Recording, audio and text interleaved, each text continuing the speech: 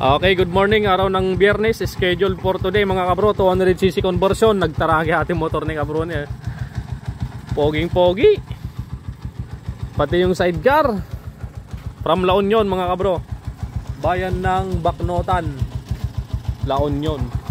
Convert natin sa 200cc. Nagpa-schedule si kabro. Ayan, bumili pa tayo ng Downy.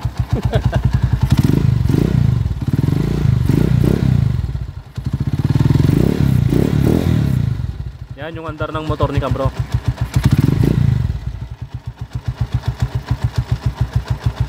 Medyo kon na rin yung nasukatan damper natin, Madipay.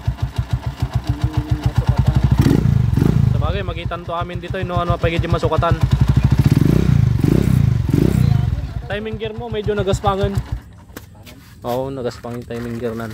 Palamisan talang basit, takwa, mapanak to yun, tay warkway bamkar ta baklaso kon na. Paturno ak pay sigunyal. Gwapo itambutsunan eh. FBS, kasi mo lang ay tambutsunan yung motor ko ah. Gawang kwan, Pusarubyo. Okay, palamisa. Bit lang boss niya. A few moments later. Okay, wag na natin patagalin pa mga bro. Dahil dumating na tayo galing nagpatorno ng sigunyal at nagpa-align at nagpapalit ng dalawang sigunyal bearing ng CG200 na sigunyal. Alright, salpak na natin yung sigunyal, transmission. At syempre, lagyan na natin ng gasket. Pagkatapos, lagyan na natin yung crankshell. Takpan na natin. And then, lagyan na natin yung mga tornilyo. Ipitan na natin mga bro. 200cc conversion from Baknotan, La Union. Alright, so ipitan na natin itong mga to. And then, check natin yung ikot ng sigunyal or yung kanyang ikot ng transmission. Lalong-lalo na dito sa main shaft. Okay, so panggilid na tayo. So dito mga kabro, medyo mahigpit yung ikot ng main shaft. Dito makikita nyo, mapapansin nyo, hindi ko may pasok yung lining. Yan, mahigpit. Kaya ngayon, ay babaklasin natin ulit. Tanggalin natin yung crankshell. Yan, baklasin natin ulit yung mga tornilyo. Dahil check natin, baka medyo nakalitaw yung bearing ng transmission sa bandang engine sprocket. Ayan. Kasi minsan kapag hinuhugot natin tong crankshell, medyo sumasama ng konti yung bearing sa may counter shaft axle. At yun nga ang salarin mga bro, medyo lumabas. Okay, so ngayon pinukpok lang natin papasok at gayon, okay na. So higpitan na natin ulit yung mga tornilyo dito sa crankshell. Oil pump gear, nilagay na natin. Cambio, nilagay na rin natin mga kabro. Clutch housing, clutch lining, clutch hub, clutch boss, rotor oil pump at castle nut. Higpitan na natin mga kabro. Yan. Okay, so rotor oil pump, naglagay din tayo ng gasket dyan dahil hindi pwedeng walang gasket dyan para hindi mag-leak yung langis kapag nagbomba. Para yung bomba ng langis is diretso lang mismo doon sa mismong connecting rod at dalawang sigunyal bearing.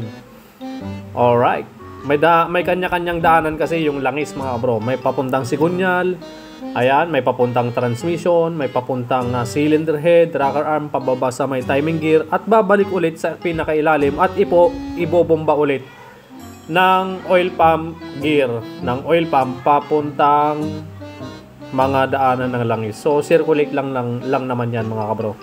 So dito naman bandang timing gear na tayo, bandang magneto side na tayo mga kabro. So nilagay na natin yung cam gear, timing gear, at dito nire-retread muna natin yung kanyang cylinder head doon sa may tapat ng ESV. Kagaya ng mga TMX 125 Alpha may ESV. So Skygo 175 yung gamit nating cylinder head. Yan, so binaraduan natin yon dahil sa TMX 155 is wala naman siyang ESB. Binaraduan natin, ni-retread at nilagyan ng tornilyo para hindi lumusot yung langis. And then dito na tayo sa may bandang magneto. Nakita nyo doon, nag-grinder pa ako sa kunya. Binawasan natin ng konti para maganda yung lapat ng magneto at hindi gigewang yung ikot ng magneto kapag umandar. Okay, dito na tayo sa block. Tinapas na natin yung sobrang gasket sa may center at syempre nilagay na natin yung black gasket at yung kanyang cylinder block. Gamit nating cylinder block dito ay 63.5 mm. Saktong 200cc lang to mga kabro. Yan. Okay? So susunod na natin yung cylinder dito, yung cylinder head dito, ayusin na lang natin mga kabro. And then pakita ko na lang sa inyo mamaya kapag nakasalpak na sa chassis. A few moments later. Merinda tayo mga kabro.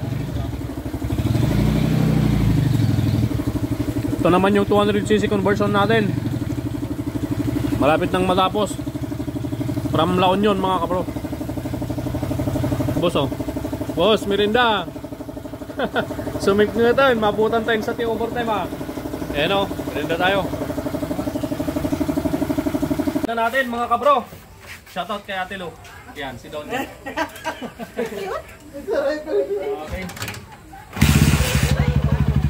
Yun o, 100cc ni boss. Ayan, shoutout kay boss from La Union.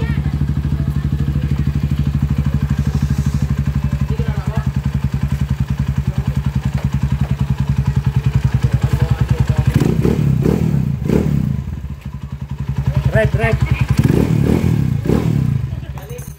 Wow. Thank you. Oh my God! Wow! Yes, right. Hila. Putol. Diba? 1, 2, 3.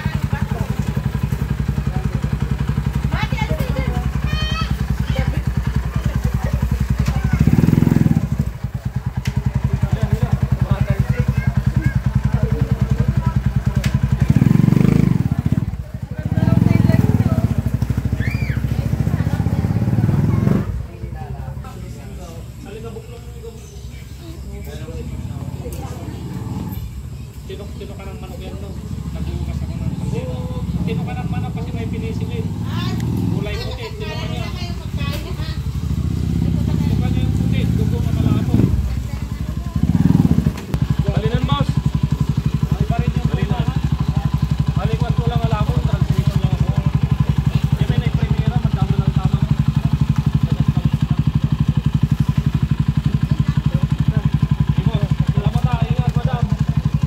Ayan, uwi na sila, bossing. Boss, saan yan nagan mo? Leo ito. Leo? Ako si Leonard. Ayun si brother Leo Lito Velasco. Okay. Salamat po sa takbong 40, no? Yun, no? May ilaw-ilaw pa sa ilalim, oh. Yun, no? 200cc from La Union. Okay. Boss, takbong 40, wag mong kakalimutan na break in. Oo. Santing na. Ganda. Innova type yung sidecar ni bossing from La Union. You know. So tara na. Maraming salamat po sa panonood. At kay Ate Melay. At kay Ate Lo. At syempre sa nag-iisang aking darling. Takot sa camera. Nikolay. O tara na, magpares tayo.